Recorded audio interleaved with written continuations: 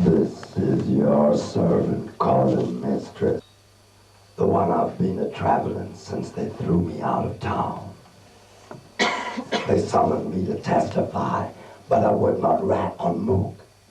Oh, bitterest of ironies, they got Mook to rat on me. And if you want a secret kept, it must remain untold. This is your servant calling mistress. I got 3 trunks filled with stolen gold. But this highway's much too lonely. I can't stand that awful sound. The song my victim's singing from 6 feet underground.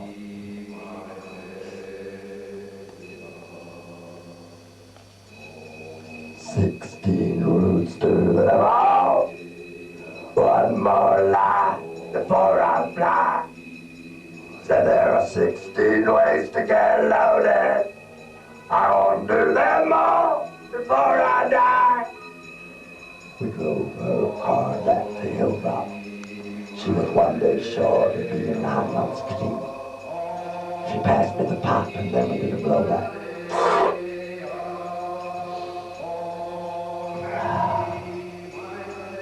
When the sun came up the next morning, we were both grinning.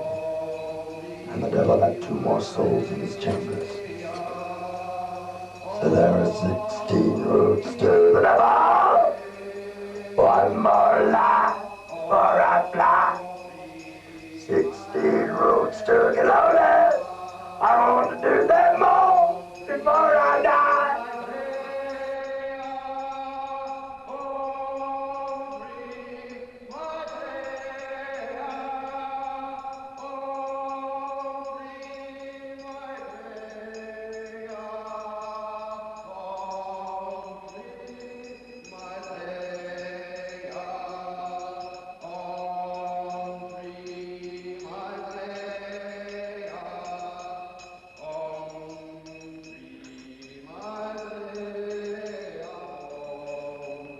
It was shining brighter than the sun, but not quite as bright as the moon. And the sun,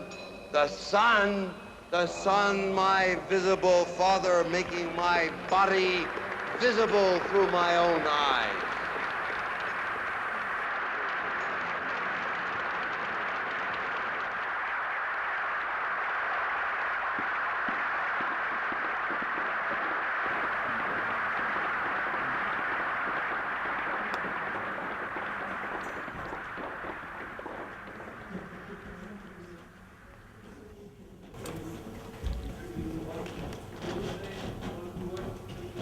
Yeah.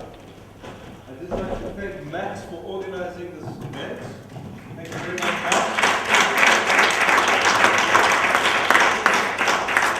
And I'd like to thank my colleagues from the University of Malmo, Gunnar, Lotte, and Lyles for being here. Thank you.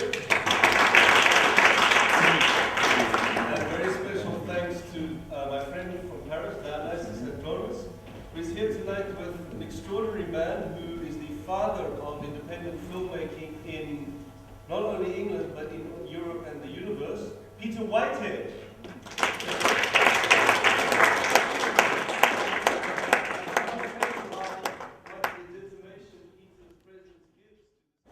Je détruis donc je suis. It's about renewal. It's about anarchy. It's about, in a sense, the destruction will lead to reconstruction. Absolutely. At the time when I said that and wrote it, it was pretty scandalous, really, because people were not supposed to admit it. There were the auto-destructivists. There were the destructivists in England. There were also the destructivists that I filmed in America that I used in my film before. But my choice of title was very specifically in relationship to the French. Je détruis donc je suis. Now what is the real thing is je pense donc je suis. Well, the essence of the form actually is a challenge to rationality and to objectivity. But it was also obviously linked to the essential theme of the form, which is the collapse of protest. The legal process, which you could say, argue is rational, that it's within the legal system.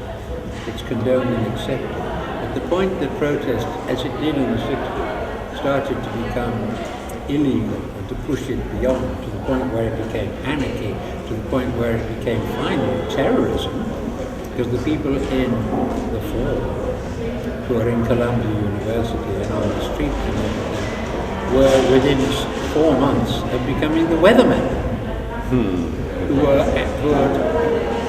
terrorists, not even anarchists. Now I was hoping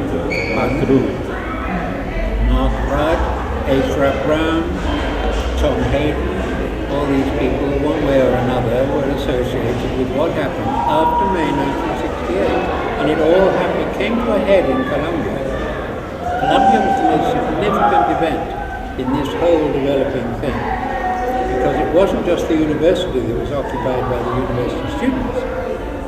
Some were students, but it drew in all the other radicals who were on the point of making that break, saying, listen, legal protest isn't going to work. They've conned us, we've been conned. Protest has become fashionable. You can read about it in the news, in the magazine, you can dress up and look good on the Elder Master March. That isn't politics. That's public relations. That's consumerism. You are part of the process. It's a political meeting. The eyes and ears of the world, the television, the mass media, the radio, are watching you and him. He is looking at you. He kills you. The point was reached clear to me at that point in that time that there had to be violent confrontation because we were being violated.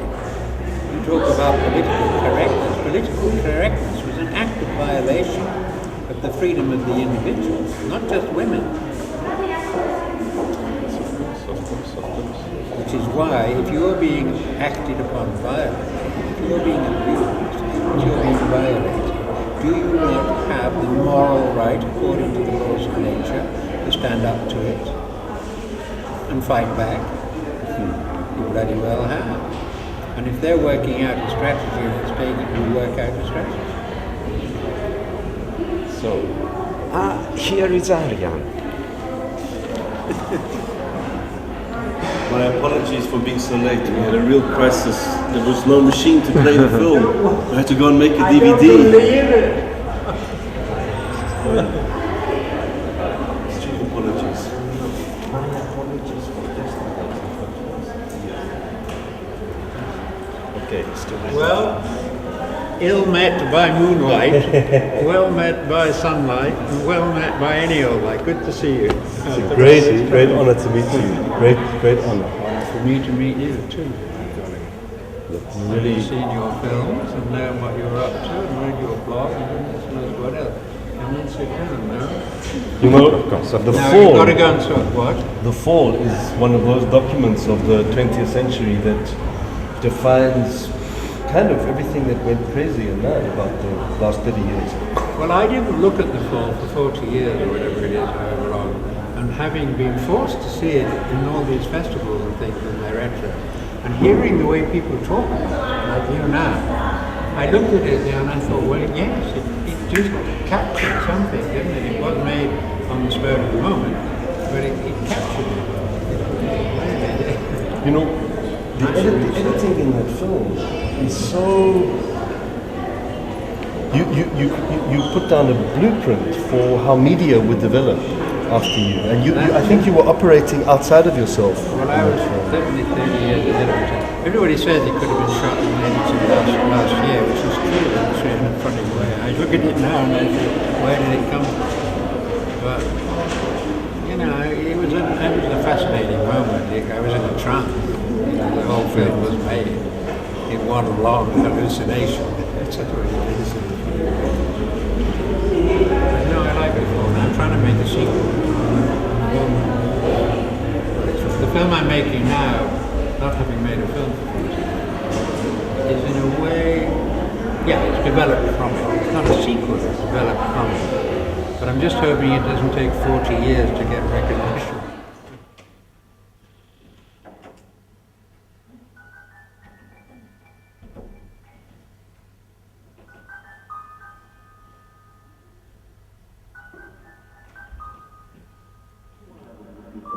who go to jungles to contain their fears.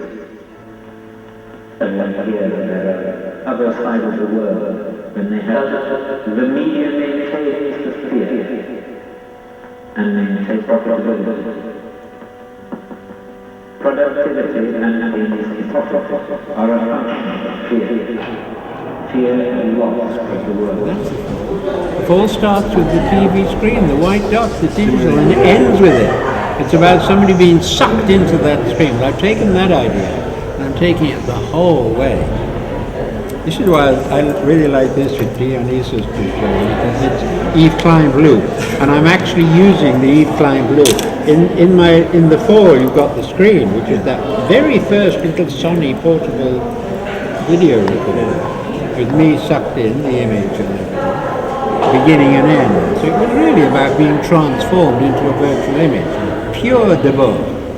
Before the Yes, before the birth, actually. But the fall is pure debauch. It's all about spectacle, being transformed into the persona, the act, the spectacle, losing touch with authentic experience. I'm now trying to take it one stage further and deal with the idea of death, of psychic death. That deep, profound self-murder if you're exposing yourself to it.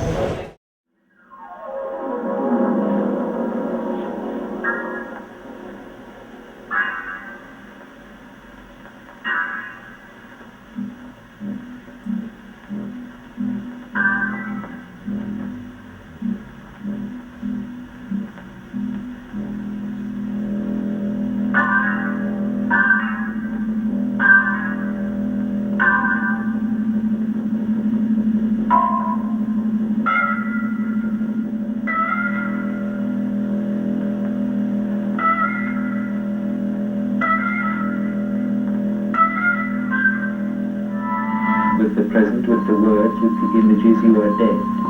Imagine that if for a second you lose contact with these images, you are dead. Imagine a young man who lives with this fear,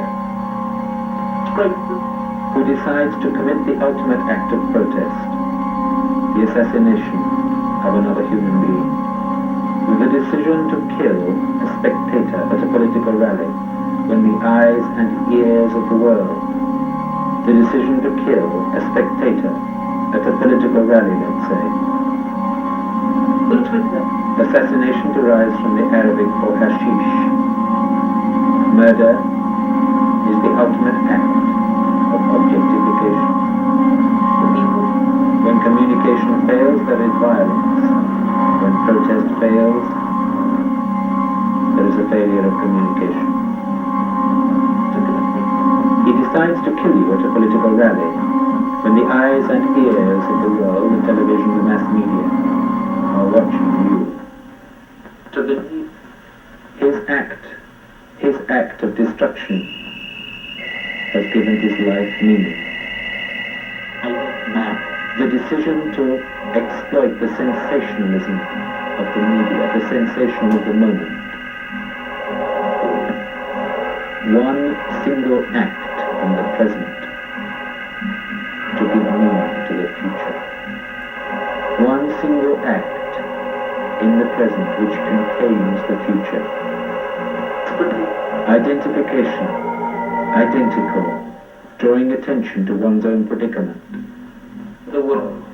To speak the language of the media, to speak the language of sensationalism, to manipulate the media, to use the media as the ultimate act of protest, to assassinate another human being, when the eyes and ears of the world are watching you and him. Imagine a young with a scenario for an assassination. A young man transfixed by the myth of assassination. Transfixed by the myth of assassination. Fear, addiction to the present, failure to distinguish between subject, addiction to the present, the new, the now.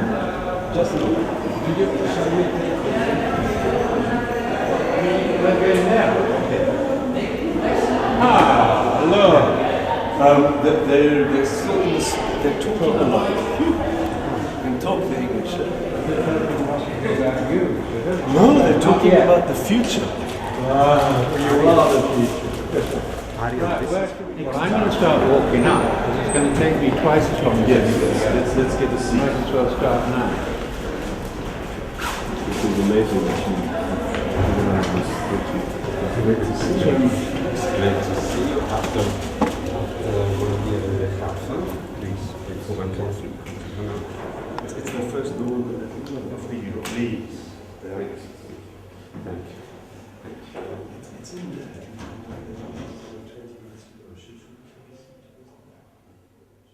I didn't get the recognition I wanted at the time. So I thought, well, hell, it doesn't matter. I've got things I much prefer to do anyway. I wanted to give it up anyway, and I gave it up. But now it's not letting me give it up, you see. No. So what I've had to, and I don't like it. I mean, I've been very introverted for 30 years or more. And to live in the desert alone and do the things that I did is to be very introverted. Okay, I might be using mountains as part of my scenery, but I'm alone, on my own, doing what it is that I want to do. So it's a bit of a threat, actually, to feel that I have to communicate. If you write novels, and you do like I've done for 15 years, and write the kind of novels, it's about that kind of, you know, solitude. I think it was Cabo Bato who said, I write novels because I'm lonely, and because I'm lonely I write novels, or something, one of those kind of things. Yeah. And, well, it's okay, I'm used to that, it's not a big problem. The advantages, I suppose, outweigh the disadvantages. And I think I said earlier, I don't know whether I said it to you, Aryan, but to the others, but the challenge of making a new film is to say, right, okay, I want it to relate to my novel. So I'm making film of my last novel. Now, the language that I had in my films in the 60s, which we talked about in the forum there, which I abandoned and went on, I had developed in the writing, not in filming. So now, having got to the point where I've been writing French novels for 15 years and getting no recognition for it, at last people are looking at my films and saying they're French films. So I can say, right, you know, this is French thinking, it's Debord and it's Derrida and it's goodness knows what else, and I'm deliberately not writing in an English way. They're neither English novels nor are they American novels, nor Canadian novels. So it gives me actually a certain confidence. And what I'm trying to do now in the new film is quite openly and obviously use some of the techniques and things I've discovered and developed in the writing back into the film. Aryan Kaganof from South Africa. You're going to kick me out too.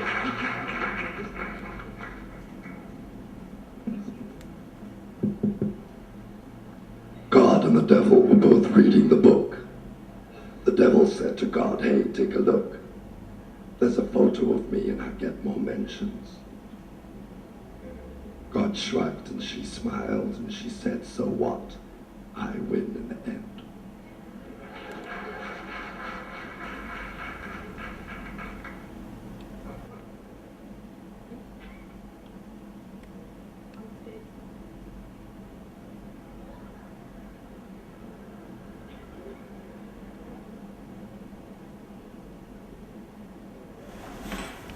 That's the new film.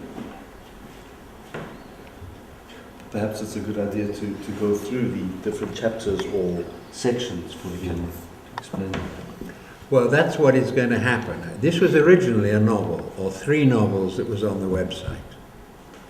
The first one is called Terrorism Considered as One of the Fine Arts, which is a play on Thomas de Quincey's essay, Murder Considered as One of the Fine Arts. The second novel is called Nature's Child, which is about an eco-terrorist assassination, which relates to eco-terrorism and assassination and various things. The third novel, Girl on the Train, is a pastiche and a plagiarism of Kawabata's novel Snow Country. Do you know it? No. You must do. You made that amazing film in Japan. Okay, so this film is a version, if you like, of the original novel, which was put on the internet It's a kind of interactive novel. You went into the novel, and all the themes of the novel were developed in these satellite websites. And you could click on that and go on each and every one of them. So if in fact, all right, this one is in relationship to a no play, a Japanese no play. If you want to know more about the no play, you can click on no play. If you want to then say it's assassination and I've highlighted it, why? So you go into the assassination thing, and it actually goes back to the old men of the mountains and the Hashishins and so on. You can develop the myth. You can read about the mythology of the Hashishin, of the notion of assassination. There's another website actually here called The Absent Father. Now I relate the absent father to the myth of assassination and so on. So if you want to develop some of the ideas, explore some of the ideas that are in the three novels, you could do it, but that's all words. This is now going to be a film.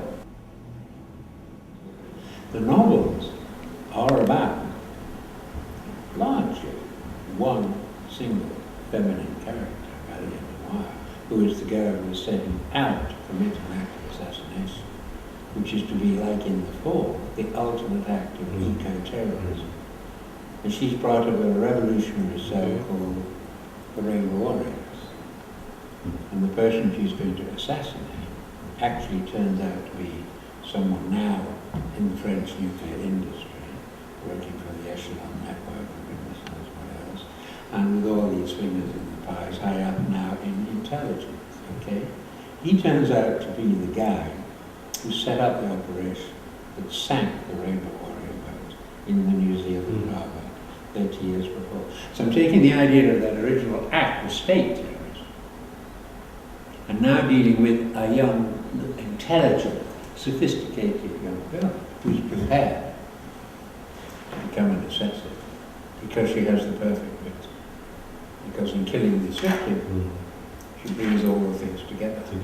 So the Rainbow Warrior thing, so the original novel actually was set in Cumbria and was about Sellafield and nuclear power. It's actually about selling fake MOX plutonium to Japan, which is why the three novels are linked.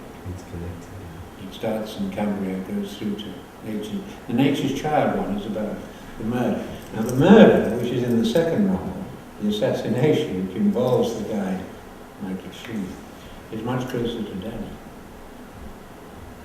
It's actually a novel that explores that sort of sadomasochism, sexual sadomasochism, which can, in this particular character, and that's what novels should be about, characterization and plot and development in a certain context. This is her particular myth. She's been pushed so far that she's snapped. And she feels she's prepared to sacrifice this. And the word sacrifice comes from sacrificere, which is to be made sacred. You could argue that's exactly what the Muslims believe in their suicide. So, but I'm not into that particular aspect of terrorism, but it's there.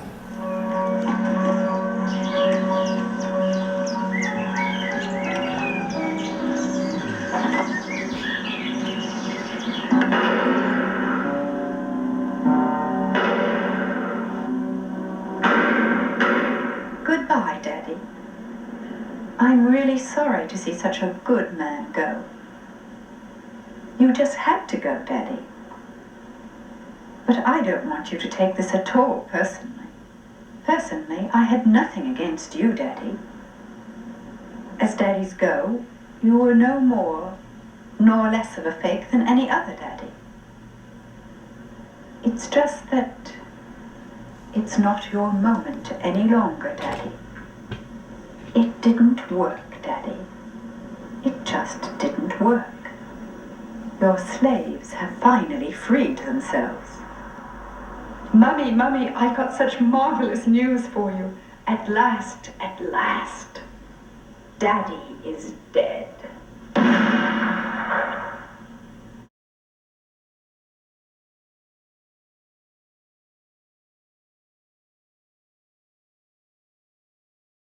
Each and every one of us, as an individual, has a body.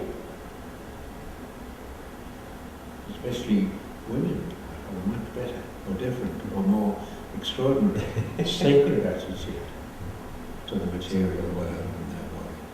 And my feeling is that all this is very about this transformation, the Dvorak idea, if you like, is about this total transformation into virtuality, is into inauthenticity, and is into severance, difference comme sévérance, or whatever.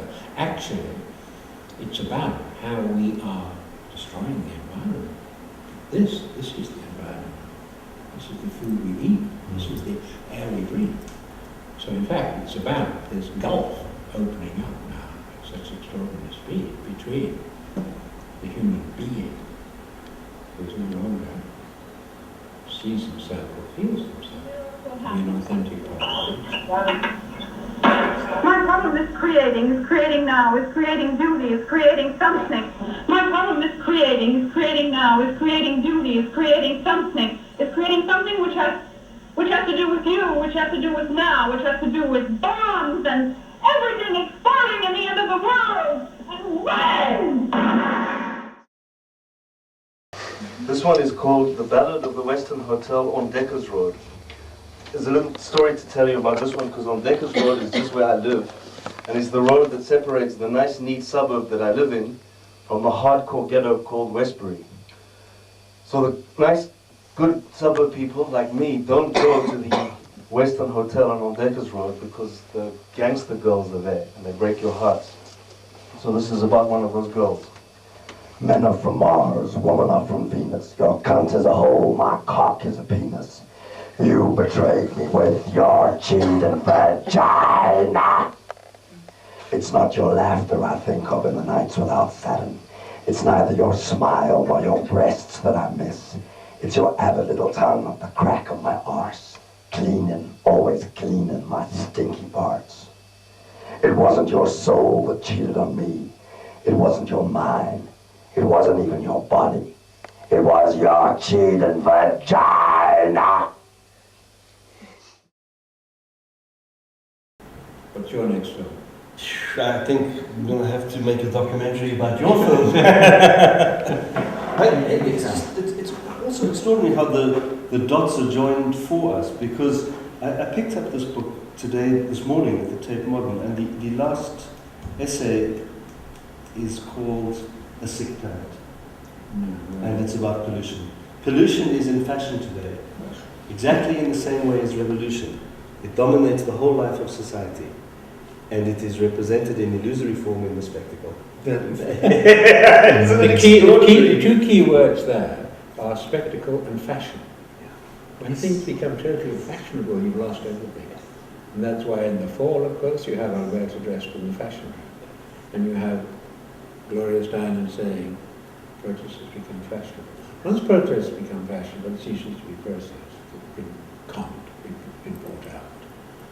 It's become part of the spectacle that is not the spectacle of violent revolution, but the spectacle of a state and the whole thing, the whole consumerism. But it's such a good point that you make, because it was 2005 when I discovered the mobile phone and made this film in 2005. In the interim, it's been discovered and has become fashionable, hence this conference. And I realized that the moment when the phone was actually subversive and was actually a vehicle for subverting the cinema apparatus is already over. And the film hasn't even been officially released yet. And therefore, I threw the cell phone away and I don't have one. So I've come to the conference with the film, but I refuse to be part of the banalification of what was a subversive moment. Just then, just briefly. The difference between the banal and subversive, the anarchic, and being submissive and being enslaved by it and just going along with it. You know, people forget that the whole thing that's to do with you're getting your cheap cell phone and using it is why the Americans are bombing Iraq. Because they need the money and the finance and the energy. They need the energy to sustain that level of technological development. To fuel it, literally. Yeah, to fuel it literally. Yes, exactly. So that one of my novels. You are part of an audience. It's a political meeting. The eyes and ears of the world, the television, the mass media, the radio, are watching you. and him. He is looking at you. He kills you. His act of destruction of you is seen by the whole world. Through your suffering, he has drawn the attention of the whole world, not to his predicament, but to the predicament of the world. Your death has given his life meaning. He is, of course, mad. But you are dead.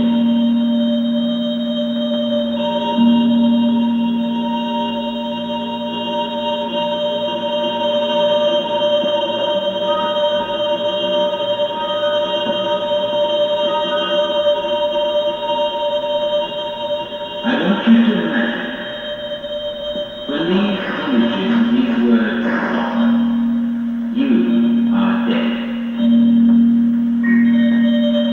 I want you to imagine that you have to live all your life with this fear, that if for a second you lose contact with these images, these words, that you are dead.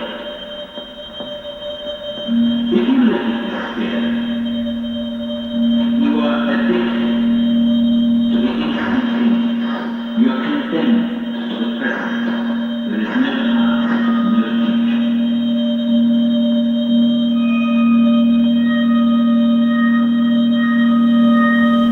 Well, you see, Schliemann, who writes novels and writes for them in the 60s, about time, was sent to Vienna to infiltrate the Rainbow Warriors and find out who Marianne was. And his front is that he's making a film about subversive culture in Vienna. What he doesn't know is MI6 don't quite trust him, so they're filming him. So there's two films going on at the same time. Yeah. But this film ends with the death of Michael Schliemann and him being interrogated. Now, did it happen before he died? Is he now dead? Is this an imaginary interrogation at the moment of death? 90 minutes of film with your soul being weighed by Annie. Sorry, it's the moment of truth and everything. It's his memoirs, it's his memories. Is he remembering the real crime? Or is it imagined? Is it filmed or is it not? So the film is an interrogation. It starts at the very beginning with him coming in and being challenged by these two people that we may never see, which is his controller, his female and the guy. So he's being asked because the guy, when Dumal is finally murdered, it's his gun, Michael's gun, and Michael's bullets that commit the murder.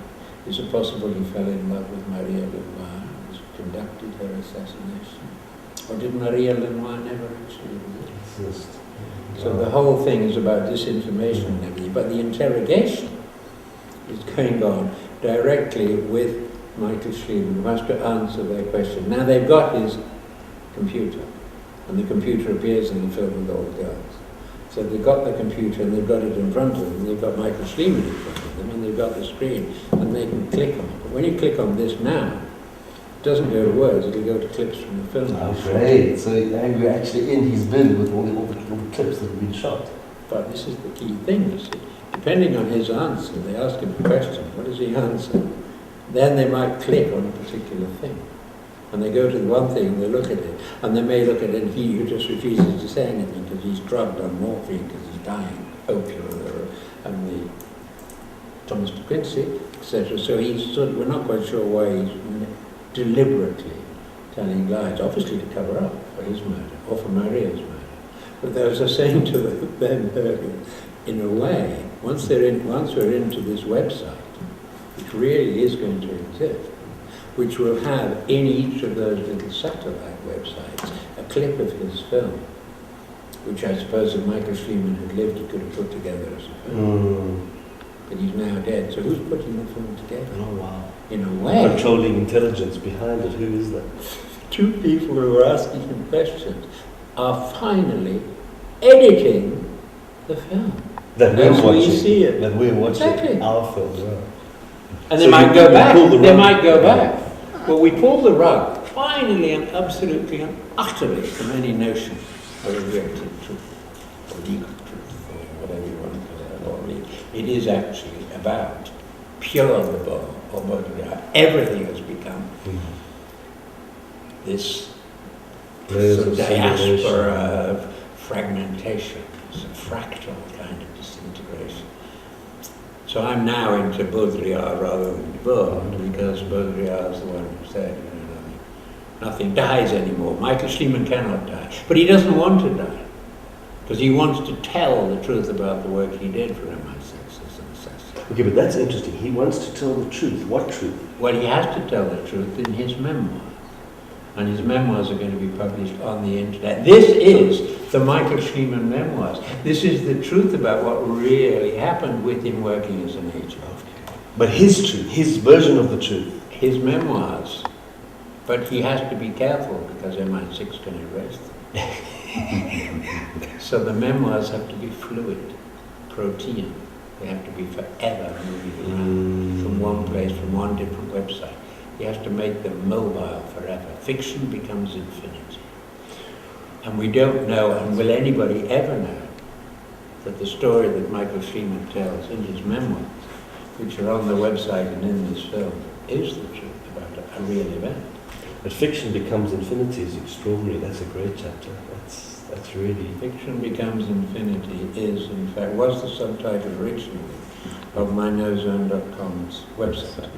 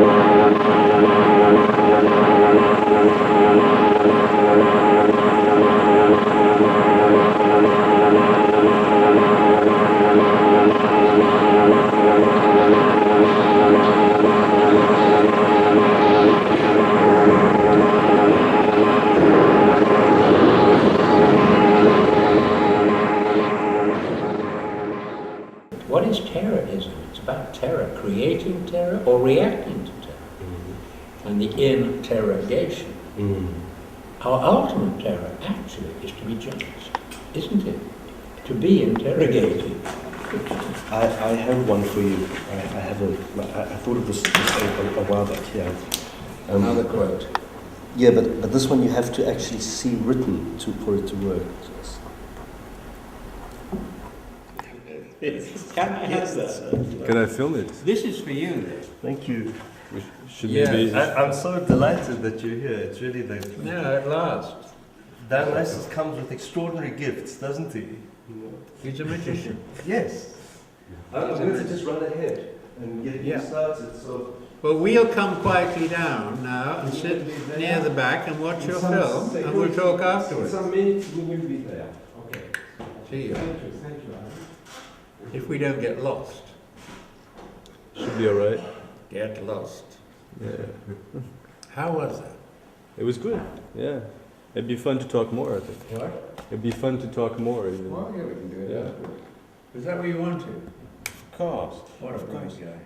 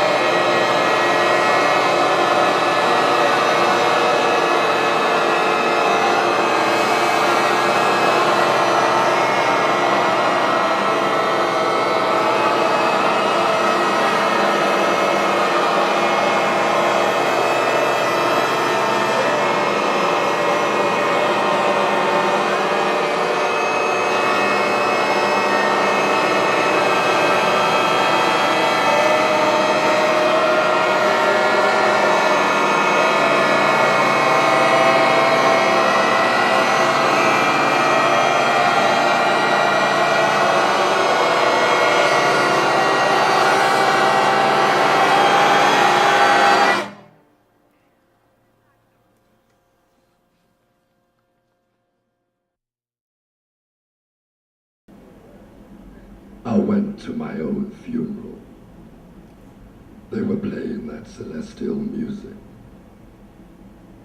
The notes rang out. As time dragged down, I slowly climbed the stars. And every one of those stars was sound, solidified like an organ made of stone. Then the coffin came into view. It was shining brighter than the sun, but not quite as bright as the moon. And I was unafraid, because I'd been here before so many times, and I knew I'd be coming back again. Then a woman started dancing, and I felt her rhythm when it crawled up my feet and became my rhythm too. We were both born in Gauteng, and the earth roared under our feet. I could see the sky through somebody's eyes, but the eyes were not my own. Then we stretched our umbilical cords from the Hillbrow Tower to Devil's Peak, where she played her silver bow. And every one of those notes rang true.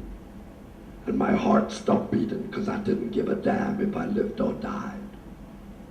All that mattered was her and her sound as they lowered me into the ground. So say c'est la vie to the broken-hearted. Say bon voyage to the newly dead. Always say I love you to the one you wake up next to. But oh, my sweet little darlings, don't you ever say forever. Forever is a very short time.